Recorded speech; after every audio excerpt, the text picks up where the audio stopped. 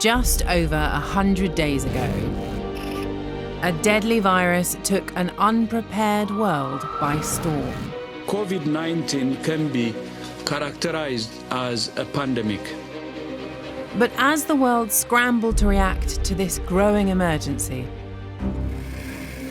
an astonishing global scientific effort began to understand the nature of this new enemy and how we could fight it. We really have recruited a microscopic army.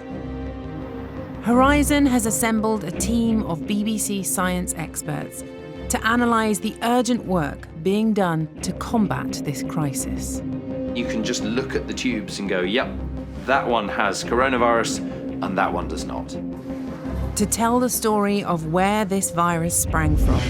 That's a very good environment for a new virus to emerge from a mutation. What makes it so infectious? This new coronavirus is already primed and ready to infect. And how science is trying to suppress the spread and find a cure at a pace never seen before. The race is not against each other, it's against the virus itself. We're facing one of the greatest medical and scientific challenges in history. With new information emerging at an astonishing rate, this is a battle we are fighting not just in the lab, but also with numbers and data. More than ever, it's the scientific response that will be crucial in determining the future of this pandemic.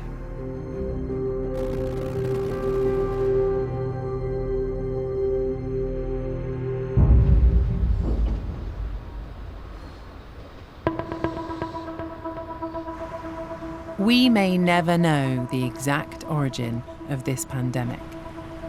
But some scientists believe the very first cases of COVID-19 started somewhere in central China as early as November last year. In December, a 57-year-old seafood trader in Wuhan phones in sick to say she has a fever and a cough. By the 18th, the symptoms are so severe, the woman is admitted to hospital. A few days later, several more patients are admitted with similar flu-like symptoms. On December 24th, doctors collect the first sample for genetic sequencing. And 5 days later, the Wuhan Center for Disease Control begins an investigation into the source of an outbreak. They discover that many patients work at Wuhan Seafood Market, where wild animals are also sold. At Wuhan Central Hospital, a doctor called Li Wenliang receives a lab report that suggests the infection might be caused by a SARS-like virus. As news of the outbreak starts to circulate on social media, the Chinese authorities are forced to tell the World Health Organization. 因为有了这个病毒的这个序列。 It's largely under control. Most patients are showing lighter symptoms, and some of them have already been discharged. The Chinese Center for Disease Control blames wild animals as the source of the mystery virus, and they order the closure of the seafood market on January the 1st. In central China, an outbreak of an unknown pneumonia-like virus, which officials say comes from the same family as the deadly SARS virus.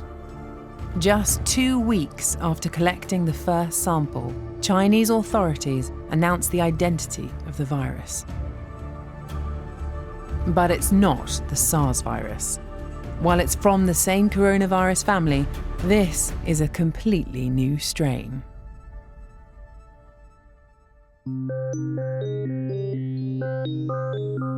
The big challenge in those early days was that no one knew what we were dealing with. For humans, this was a completely new pathogen, a type of coronavirus. Now, viruses are extraordinary things. Some people say that they're not living organisms, but really I think of them as the simplest form of life. They're typically a fatty membrane which encloses a shell made of protein which itself protects a scrap of genetic code, either DNA or in this case RNA. Both are basic sets of genetic instructions. But here's the catch. To reproduce, all viruses have to hijack the cells of other organisms. So the viruses in the droplets produced when a patient with this new coronavirus, for example, coughs or sneezes, they can't reproduce unless they get inside the cells of another human being. And they get inside the cells using these red protein spikes on the surface of the virus. Now these bind to receptors on the surface of the cell. And that allows them to get inside the cell. They shed that membrane and the protein capsid, and then the virus genetic code is interpreted by the cell as its own genetic code.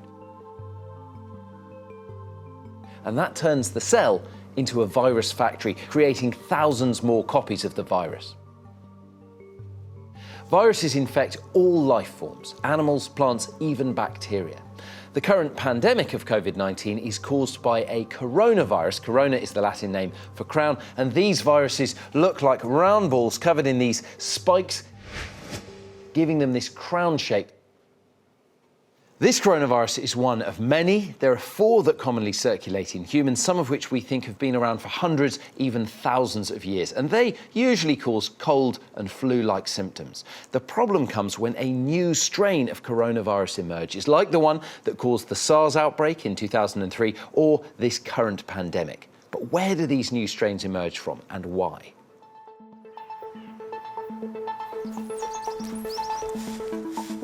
Within just a few weeks of the outbreak, scientists had mapped the virus's genome. Hazel, hi. And discovered that it shares 96% of its genetic code with a virus found in bats.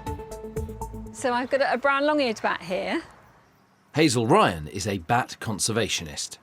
Bats don't have a great reputation when it comes to very dangerous diseases. If we think of rabies, Ebola, MERS, SARS, and this new coronavirus, we think have all come from bats. Why is that? Well, it's really because bats are able to carry these diseases without actually getting sick themselves. And even if they are introduced to pathogens in a lab, they don't seem to get sick. It doesn't induce a fever. We're not sure why bats have such powerful immune systems. There. Oh, look at that. But one theory is linked to the fact that they're the world's only flying mammal. As this bat flies around, it has a gigantically high metabolism. It's making far more heat than a human would through exercise. In flight, a bat's heart rate can shoot up to over 1,000 beats per minute. All that exertion takes a huge toll on their bodies, so bats have evolved to quickly repair cell damage. That could be one of the reasons that bats can host over 100 different viruses without getting sick. But how does a virus make the jump from a bat to a human? A bat coronavirus can infect another bat because spike proteins on its surface have adapted to attach to the cells of that species. But they can't usually attach to the cells of another species. However, that can change. So, the remarkable thing about bats is that bats live in their own cities, groups of tens of thousands or even millions of individuals. And a city, a group of animals that big is a unique environment because that enables viruses to be continually passed around. As they pass from bat to bat, the virus's genetic code is copied billions of times. But with so many copies being made, errors can creep in, called mutations. These mutations in the genetic code can subtly change the virus, reshaping those outer proteins, occasionally enabling them to latch onto the cells of a new species. But in this case, it's thought that it wasn't enough for the virus to infect humans. For that, it may have needed a helping hand. Ultimately, we're very sure that this coronavirus did originally come from a bat, and that's because it shares 96% of its genome with the bat virus. But it may have jumped to another animal before going to a human. And we know this has happened with another very dangerous coronavirus called MERS, where bats transmit the virus to camels who then pass it to humans. In this case, we think the intermediary animal might have been something called a pangolin. If a bat virus has travelled through an intermediary animal before, it could do it again. Scientists looking at coronaviruses in pangolins noticed cases where their outer spikes, crucial for infecting cells, were very similar to the one found on this new human virus. The theory is, passing through the pangolin allowed the virus to evolve so it could infect humans. Pangolins and bats are caught in huge numbers from the wild, then trafficked to wet markets like this, where they're traded for meat. Live animals awaiting slaughter can be exposed to infected blood, urine, or other bodily fluids. It's the perfect opportunity for a virus to jump species. But wildlife markets are only part of the problem. Nearly a third of all cases where viruses jump from animals to humans are thought to be caused by changes in land use and intensive farming. Veterinary pathologist Professor Andrew Cunningham specialises in wildlife diseases. It's not a coincidence that we talk about avian influenza and swine influenza. Those are the two species that are farmed intensively the most around the world. Thousands and thousands of animals packed in together, and that's a very good environment for a new virus to emerge from a mutation. With lots of one species in one place, a virus can rapidly infect thousands of individuals. As it multiplies, the chance of this virus mutating into one that can jump species dramatically increases. We are reducing the biodiversity on our planet, and we are interacting with what wildlife is left in a way that we haven't historically done before. And those two things combined, we think, are allowing these pathogens to jump over from wildlife hosts into people. There are no easy answers here. Farming and intensive land use produce the food we've grown so accustomed to. But this is an area that must change if we want to reduce the risk of future pandemics.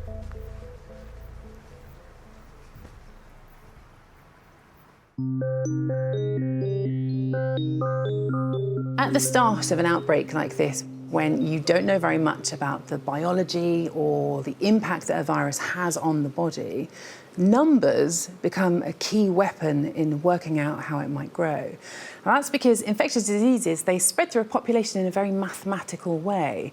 And that means that even when you've got very little data for a new outbreak, you can track where we are along that trajectory, and you can scroll forwards to see how things might unfold. So let me show you a graph of how the world's COVID-19 deaths have evolved over time. And I'm going to compare that to some previous outbreaks, SARS, MERS, and Ebola. Now, if I just play you the very first 20 days or so, you will see that initially, coronavirus outbreak looks fairly similar to the others, but this is where it starts to split. Now, for the experts who read these numbers all of the time, it really starts to become clear just how difficult this coronavirus is going to be to contain. If I carry on here, you'll see just how quickly things start changing. If I pause it at around the 50-day mark, this is around when I first saw this comparison of the data. So at this stage, there had been less than 10 deaths in Italy. There had been no deaths at all in Britain. But for me personally, this is really when I realised that we were really in trouble. Because it's not just that these lines have diverged, it's not just that there are more COVID-19 deaths than SARS, MERS and Ebola, it's what happens next. Because these deaths are increasing exponentially. And I know that that's a term that you will have heard a lot recently, but at its very simplest, an exponential curve doesn't just increase steadily, it accelerates, curving upwards and upwards. And tragically, what that means here is that the number of deaths are doubling every few days. Because if this line had carried on the trajectory it was at around the 50-day mark, actually, the number of corona deaths would be more like down here. Now, as soon as you see this data, as soon as you see the virus getting to this scale, this quickly, it's clear that it will be almost impossible to contain the outbreak. You can't just shut down COVID-19 in the same way as these others here, because the numbers are telling us it is too late to stop it from spreading.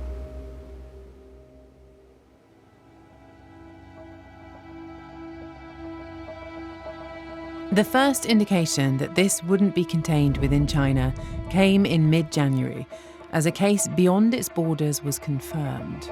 Thailand has reported the first case of the Wuhan coronavirus found outside of China. The patient arrived at Bangkok Suvarnabhumi Airport from Wuhan. As hundreds of thousands leave Wuhan to celebrate the Chinese New Year, there are rising fears that the virus will be disseminated across the country. January the 23rd, 2 days before Chinese New Year. Wuhan goes into lockdown to prevent further spread. The gates of the city clanging shut. Wuhan, home to more than twice the population of Scotland, 11 million people, now sealed off from the outside world. Most public transport stops and all shops are shut, except those selling food or medicine. Within hours, the bustling city of Wuhan becomes a ghost town. But the number of cases continues to rise. On the 7th of February, Dr. Li Wenliang, who was one of the first to sound the alarm, becomes China's latest victim.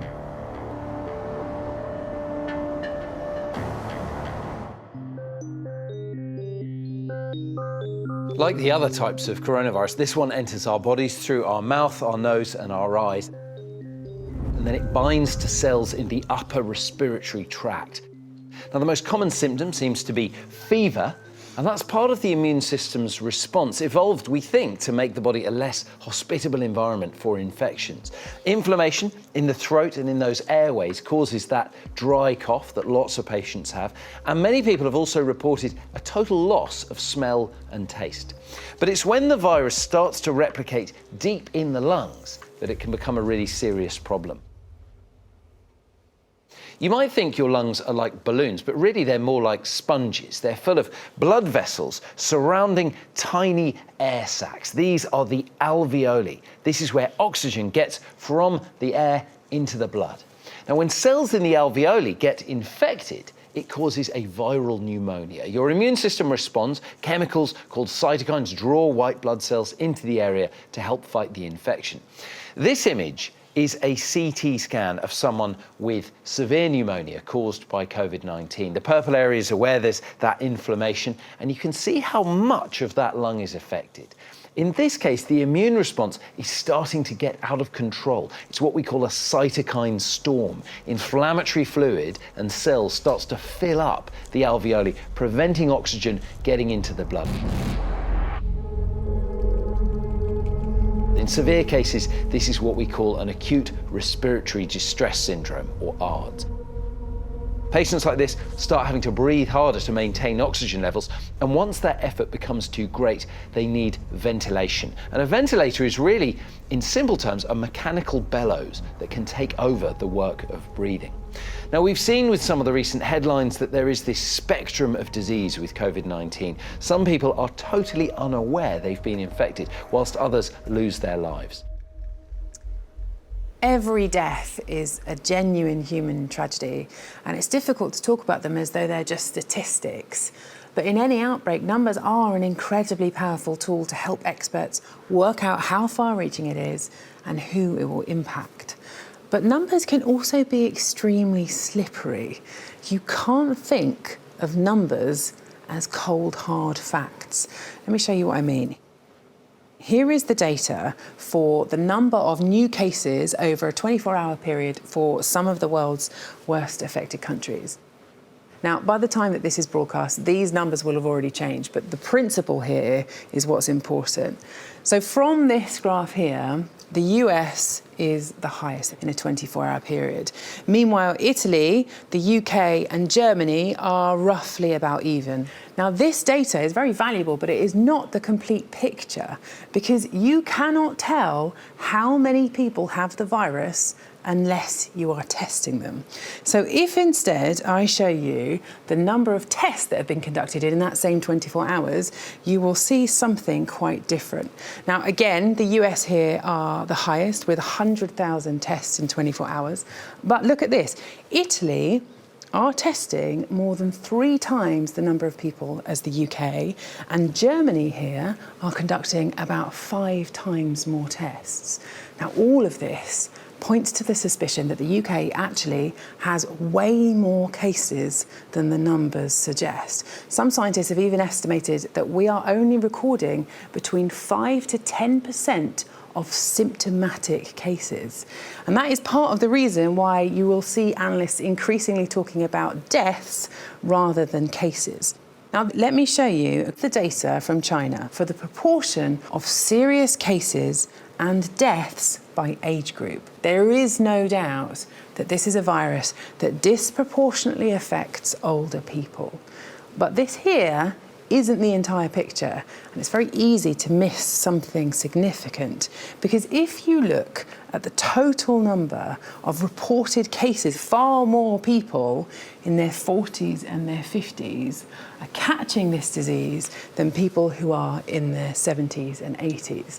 And that means that there are still many people under 50 who are still seriously affected. But unless you test absolutely everyone, even children, even people who don't have any symptoms, we really don't know these numbers for sure. Whatever the difficulties with the data, there's a clear demographic pattern here. We would typically expect high risk of death for the very young, then it falls as you are a young person, adolescent, and then it gradually rises again through middle age toward old age. Joy, we've seen evidence that there may be something about these novel coronaviruses that is different in young children. What might that thing be? What's really interesting is that children get less severe disease. So one possible hypothesis is around the ACE2 receptors that the coronavirus is binding to, which are particularly found in your lung epithelial tissue. So if we look at the section of lung tissue here, lots of people may be aware of these sort of hair-like cilia that waft bugs and dirt back out so they can be coughed up. These are the lung cells. And this is an example of the kind of tissue where those receptors that the virus can bind to are found. And do we know if those receptors are different in children? Yes, they are different in children, and there has been work, particularly during the SARS-2 epidemic, so papers that were published kind of soon after that. Unfortunately, that work stopped. But I believe as a scientist that there must be something more specific to SARS and to COVID that is causing this pattern. So why exactly those very young people are spared is not clear. Are they in some senses completely immune? Yeah, I think there are 2 very dangerous myths. So the first one is children are immune, they're not getting the infection. That's wrong. And then the second myth is that children will never die. Children, are not vulnerable at all. And that is incorrect. So in the latest data, which are still from very limited numbers, it's projected to be around 0.006%. But if you apply that to a large number of children, so in the UK, 13.5 million children, that's still going to be about 800 deaths. So this is really a critical myth to bust. There's been also some interesting data coming out that men, particularly men in China, seem to be at greater risk of severe disease and death than women. What do you think about that data? Well, as a woman, I like to think we have superpowers, and there is some evidence that some of the X-linked chromosome immune functions, because women have 2 X chromosomes, may mean that we have a stronger immune response, for example, to viruses. But there are also gendered health behaviours, so smoking. So in that population of Chinese men, they were of a generation where women hardly smoked. So the smoking risk factor is very much more with men. Joy, thanks very much. As global deaths rise to over 500, the World Health Organization declares there is no known effective treatment. With 25 countries now infected, labs around the world are in a race against the virus to create a vaccine. It requires international effort and resources. The world's best brains have been mobilized. Our greatest hope lies in science. Meanwhile, in Wuhan, there's a glimmer of hope. China's daily infection figures dropped below 2,000 for the second day. The price has been high, but it looks like the brutal lockdown is beginning to work. China has rolled out probably the most ambitious and I would say agile and aggressive disease containment effort in history. But what worries me most is, has the rest of the world learned the lesson of speed? One country where the lesson of speed has been learned is South Korea. They suffered another coronavirus outbreak in 2015, the MERS virus, and the country has been preparing for another epidemic ever since. With the number of cases rising fast, the health authorities embark on mass testing rather than lockdown to suppress the spread. Drive-through clinics have been set up to test as many people as possible. Patients don't even have to get out of the car as the swabs are taken, and crucially, it avoids medics coming into contact with those infected.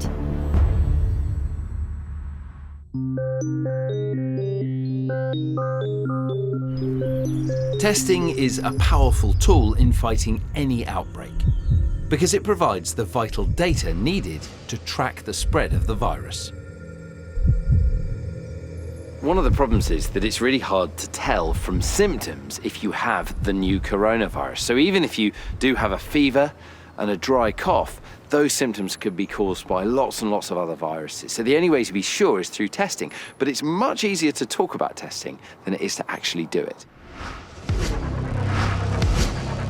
In the UK, the current test that the NHS uses for the new coronavirus is actually looking for the genetic material packaged up inside it. Step one of the test is to get hold of some virus. We know that it attaches to receptors in the mouth and down into the airways. So the best way of getting hold of a bit of it is to swab the tonsils and get some snot from the nose.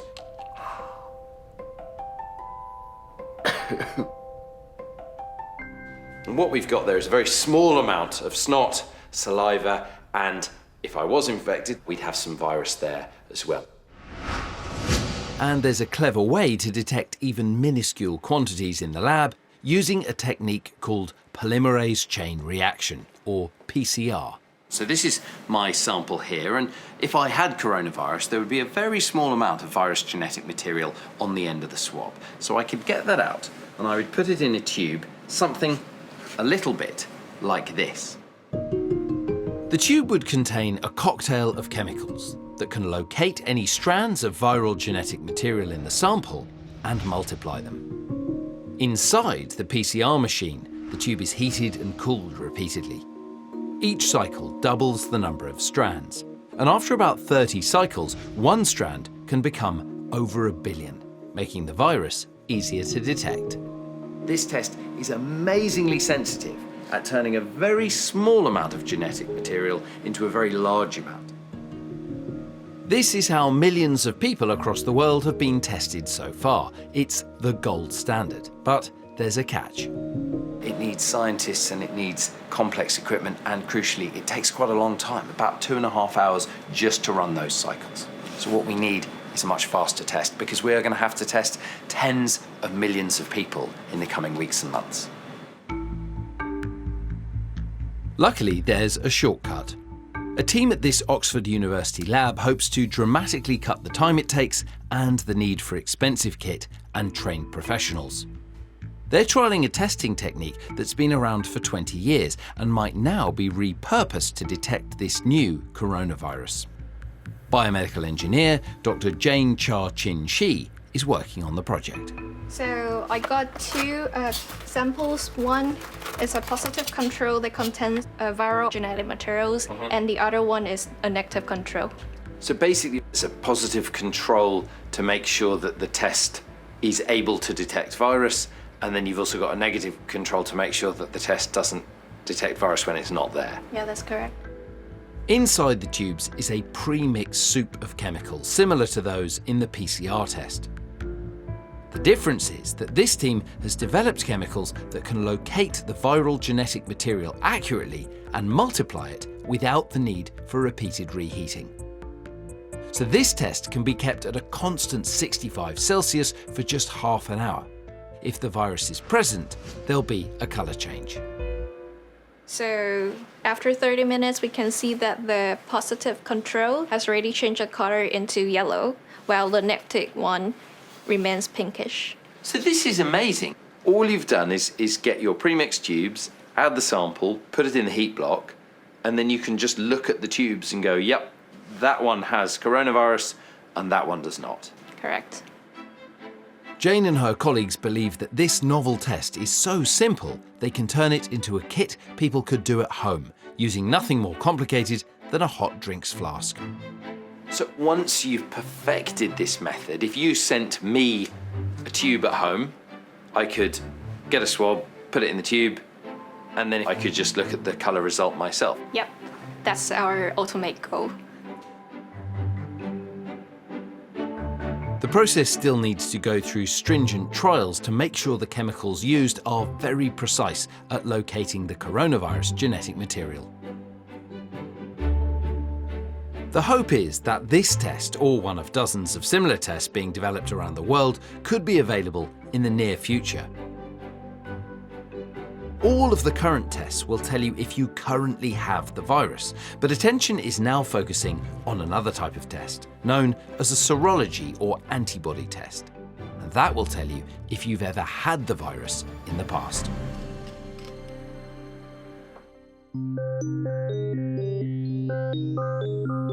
How does knowing whether or not people have antibodies in their blood, so evidence that they have previously been infected, how does that change the way we think about a disease?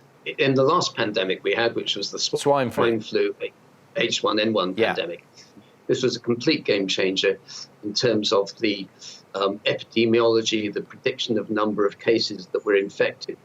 And we are able to predict that actually there weren't going to be as many deaths as we thought there would be.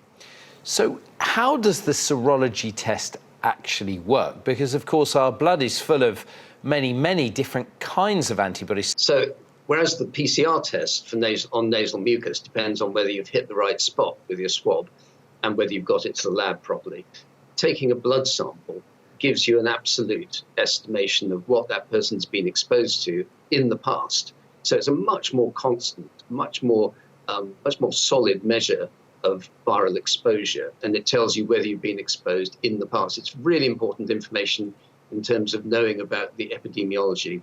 Peter, if you think maybe you had the virus several months ago, and this is going to be more important as the epidemic goes on, do you think those antibodies would go away, and so there is a sort of window in which you need to have that test?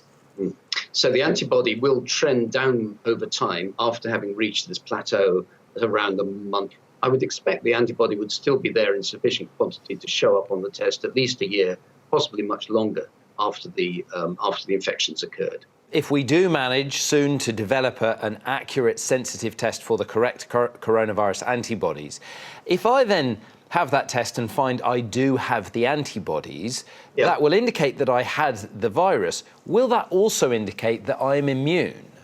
Yeah, well, I wish we knew. I think from what we know about coronaviruses and immunity to them, I can be pretty confident in saying that if you've got the antibody, you're going to be resistant to infection for at least 3 months. That's the minimum. I mean, it could be that it's going to be a year. That would be quite likely. It could be that because this is a novel coronavirus, which we've never been exposed to before, we're actually going to get much more long-lasting immunity, which could last 5 years or possibly for life. So it could be that we're actually going to develop really good, solid immunity. I think that's the best hope and expectation. By the first week of March, South Korea records 44 deaths, while Iran's triples. Only one other country's death toll is overtaking Iran. The first known cases in Italy were 2 Chinese tourists. There are now 6,000 cases. Italy is in lockdown. The only noises that you can hear are you know, the church bells, which is nice, but the other noise is the ambulances. On March the 11th, the World Health Organization declares the COVID-19 outbreak a pandemic. We have therefore made the assessment that COVID-19 can be characterized as a pandemic. With the death toll nearing 2,000, Italy is on course to overtake China as the world's worst hit country. Europe is the new epicenter of the disease. One of the most important things that scientists need to work out is how many people, on average, a contagious person could infect. Now, the scientists call this the transmission rate, or sometimes they refer to it as the R0. And the R0 of seasonal flu is around 1.3. Let me show you what that actually means. Every square on this chessboard is going to represent a new round of transmission. If we start off with one infected person, they will go on to infect 1.3 others, which I'm going to represent with 1.3 grains of rice. Now, each of those people are also going to go on to infect 1.3 others. So by the second round of transmission, it's up to 2 people. These numbers, they're going to steadily increase each time until 8 rounds of transmission, when it will be up to 8 new people contracting the seasonal flu. Now, the transmission rate, the R0 of COVID-19, is approximately 2.5. And that doesn't seem like it makes much of a difference, but even this very small change actually has a dramatic impact, because the first transmission means that 2.5 people will get infected. The second round, it's 6 people. And by 8 rounds of transmission, it is this many people. That means that if we did nothing, one single infection would spark off a chain of transmission that within 2 months would leave 99,339 people infected with the virus. And based on some estimates, that means that up to 1,000 people in this single chain of transmission would go on to very sadly lose their lives. Now, this is terrifying. However, there is also some better news, because best estimates from research released last week is that with all of the social distancing measures we currently have in place, the transmission rate of the new coronavirus in the UK has plummeted to 0.62. So just by staying at home, we all have it in our power to change the course of this pandemic. But what is it about this virus that makes it so infectious?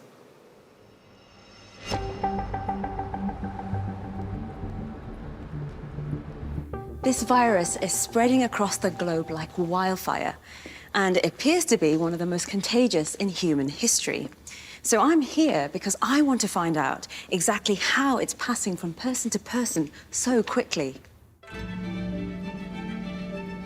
At the Francis Crick Institute in London, structural biologist Dr. Donald Benton believes the answer may lie in how the coronavirus's unique molecular structure helps it to attack our body's cells. So viruses infect our cells, first of all, by attaching to the cell surface. And they do this by a protein on the surface of the virus. For instance, I have a picture here of flu viruses. On the surface here, you can see these little rod shapes are influenza hemagglutinin molecules, which are the spike protein of a flu virus. These spike proteins latch onto our cells and pass on the disease. Research suggests that this new coronavirus could be up to 10 times more efficient at attaching itself than SARS. The team here are part of a global effort to create the first images of spike proteins on the new coronavirus. They think it could hold important clues as to why it passes on the disease so effectively. So this coronavirus needs to first of all bind to the surface of the cell, and then it needs to enter the cell and release its genetic material. And both of these activities are controlled by this spike protein. What is it about this spike protein that makes it more effective than other viruses? So the surface of the protein which attaches to the cell is different. It has a different mechanism of priming the protein so that it can release the genetic material into the cell. For the coronavirus to infect our cells, the spike protein must first be split open or cut by an enzyme. This activates or primes the virus for infection. In normal coronaviruses, this cutting happens after the virus is taken up by the cell. But the idea with this new coronavirus is that it's already cut when the virus leaves the cell. So it's already primed and ready to infect when it leaves. The structure of this coronavirus means its protein spikes are already cut and primed before it comes into contact with a healthy cell, which could make the infection process easier. So by having that one less step, it's a quicker process for it to be able to replicate. So it could make it more transmissible.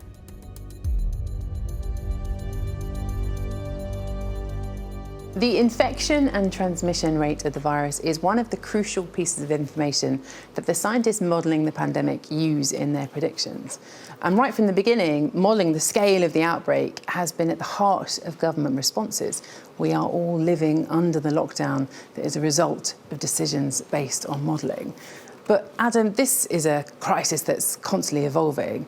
How do you model something like this? Models are really a tool we can use to ask what-if questions. What if you change interactions in a certain way? What effect might it have on the outbreak? You were one of the very first people who were modelling this outbreak back in January, right? Yes.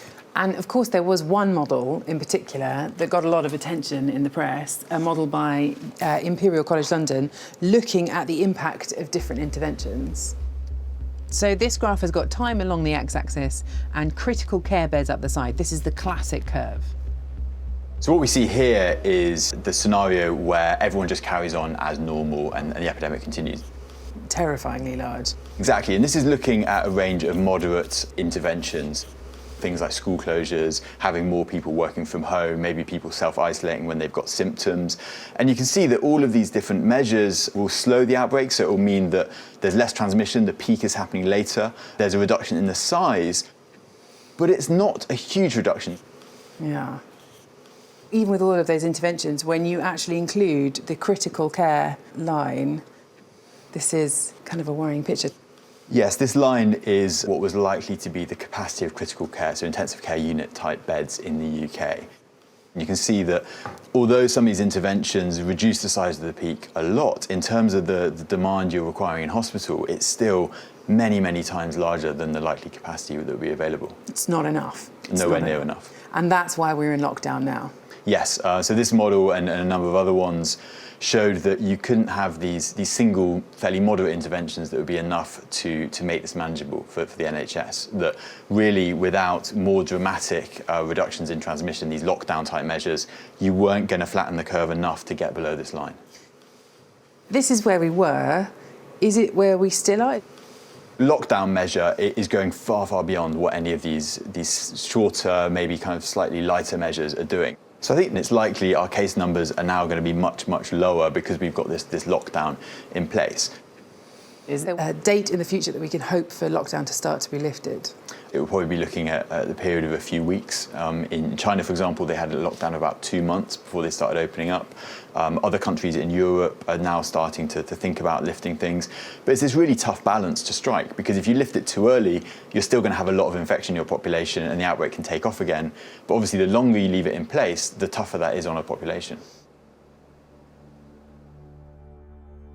Across the world, to help lift the lockdown, scientists are racing to create a vaccine. And just 69 days after the virus was sequenced, human trials for a vaccine begin in the USA. The first patient, a 43-year-old from Seattle. On March the 23rd, the UK joins Italy, France and Spain by declaring a nationwide lockdown. COVID-19 is also tightening its grip on the US, where there are already around 42,000 cases and 470 deaths. This is a movie. It can't be real. Even the gambling capital of the world is forced to shut its doors.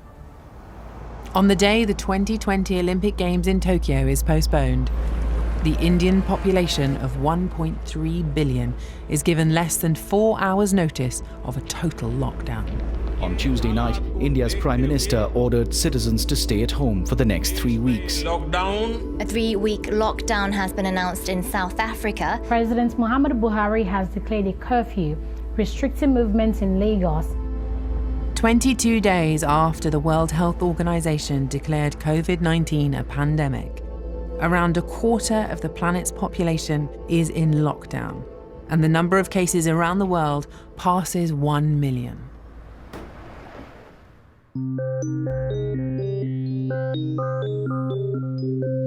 As the virus spreads, there's more and more pressure to try and find a vaccine. Now, vaccines stimulate our immune system by essentially mimicking infections.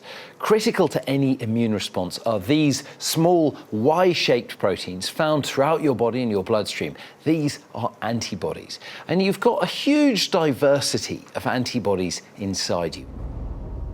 And each different one binds to a specific pathogen, a virus or a bacteria, and they latch onto the outer surface and deactivate it. Now, during an infection, your body ramps up production of the particular antibody that attacks the thing that is infecting you. But this takes a little while, so the first time you get an infection, the virus can take hold and replicate before there are enough antibodies produced to contain it. But your immune system remembers almost every infection that you've ever had, and it maintains those antibody levels from previous infections. And that's why you can't get most viruses twice. Since none of us have ever encountered this coronavirus before, we don't have any antibodies ready to stop it replicating, and that means we can become critically ill or even die before enough antibodies are made. Now, what a vaccine does is it gives our immune systems a safe shortcut. It usually involves injecting an inactivated, dead sample of the virus that can't cause any symptoms. It won't make you ill, but it will stimulate the body to make lots of those specific antibodies that can fight the actual virus if you ever meet it. Now, finding a safe, effective vaccine is far from easy, but scientists are looking for innovative solutions. Professor Robin Shattock and his team at Imperial College London are trying to develop a world first: a safe and effective synthetic vaccine using cutting-edge genetic techniques. Can you explain to me the difference between a conventional vaccine and your approach? What's different about our vaccine is what we want to use is the spike on the surface of the virus. That corona that you see on those pictures of those red spikes sticking outside. Robin's plan for his vaccine is to introduce just the outer spike of the virus into the body. Even though it is only a part of the virus, it should trigger a powerful response from the person's immune system. But unlike traditional vaccines, he's building the spike from scratch, using the virus's own genome, its genetic blueprint.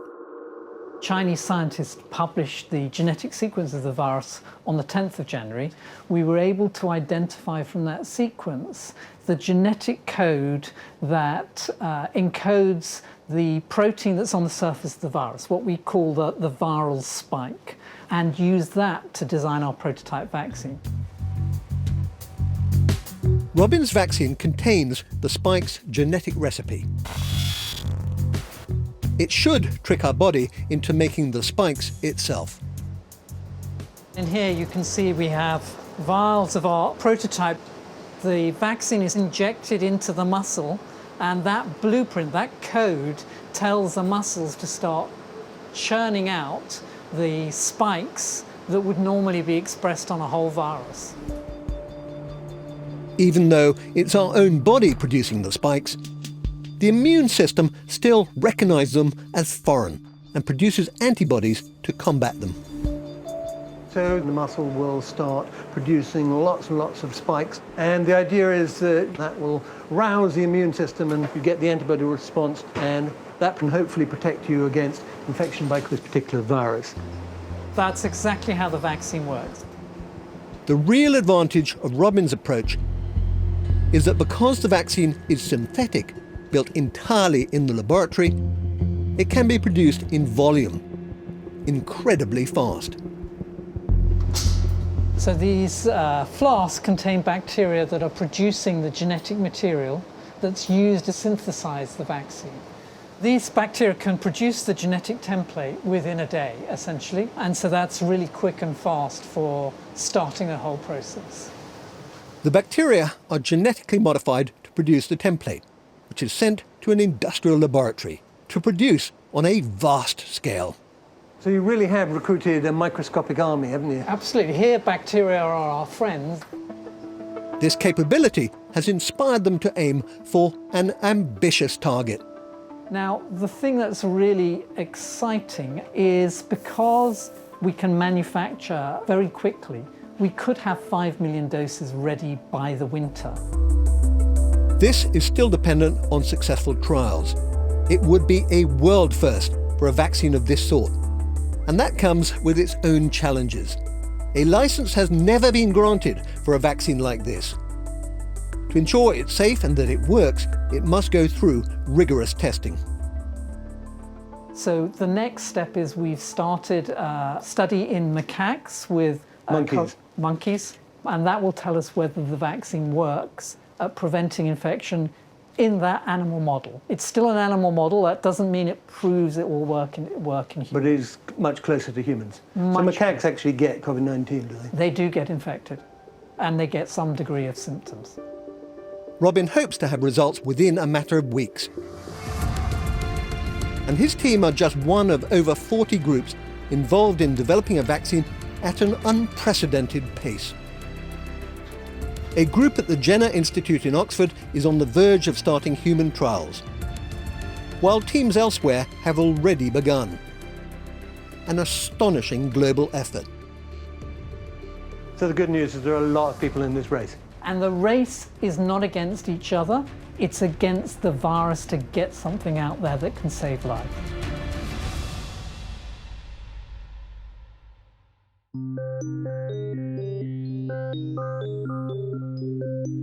A new vaccine probably won't be ready for at least 12 to 18 months, and even that would be an exceptionally fast turnaround. But if we do get one, the numbers suggest it will be a game changer. Let me explain why. If I show you this simulation here, this is a very simple simulation of what happens during an outbreak. Now, the red dot in the middle is an infected person, and every time they bump into a white dot, a susceptible person, they infect them. You see here a graph of the running totals as it goes along. Now, over time, people recover and turn yellow, and you can see them up there. Now, this is a totally susceptible population, and by the end, 196 people will have recovered from this virus. However, if you can vaccinate just a certain percentage of the population, let me show you this here. It's the same simulation again, but now the vaccinated people are represented by blue dots.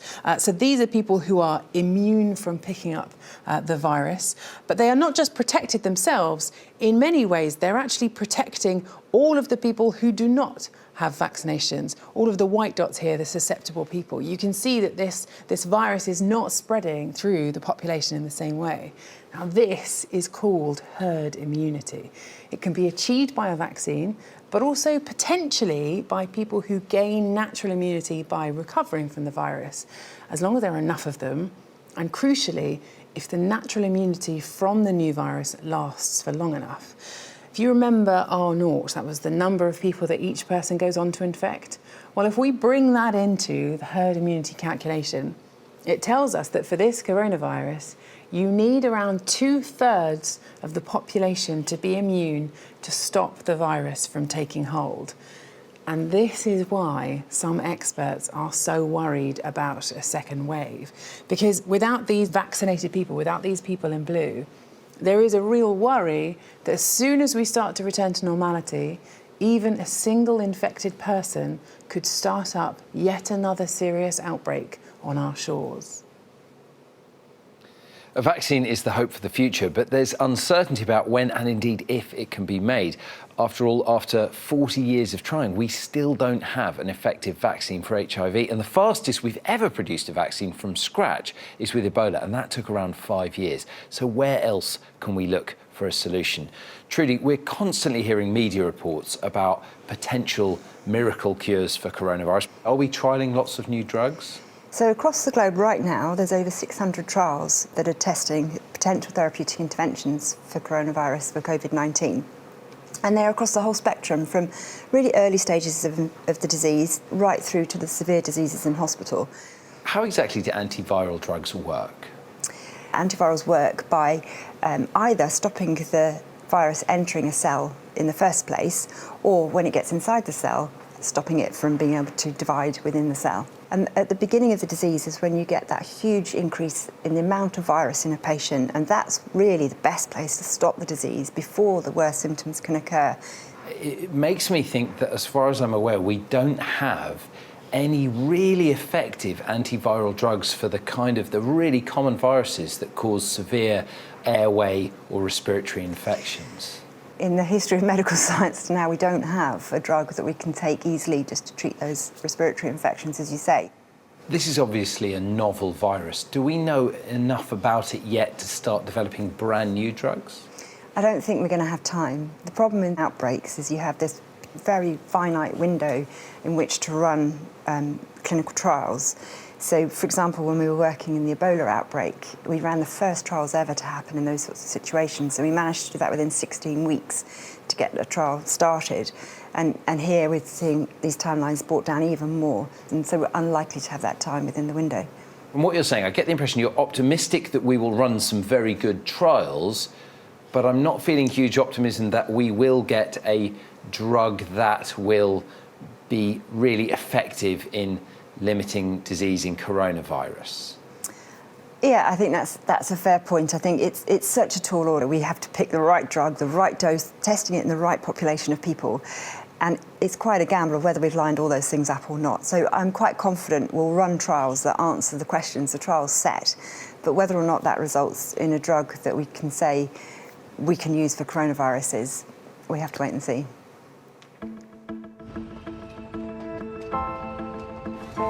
Since the deadly virus first struck in December, it's claimed over 85,000 lives worldwide. In the war against COVID-19, health workers risk their lives every day. Medical researchers trial vaccines, design reliable test kits, and develop epidemiological models to track this unfolding pandemic. This global crisis is hard on everyone.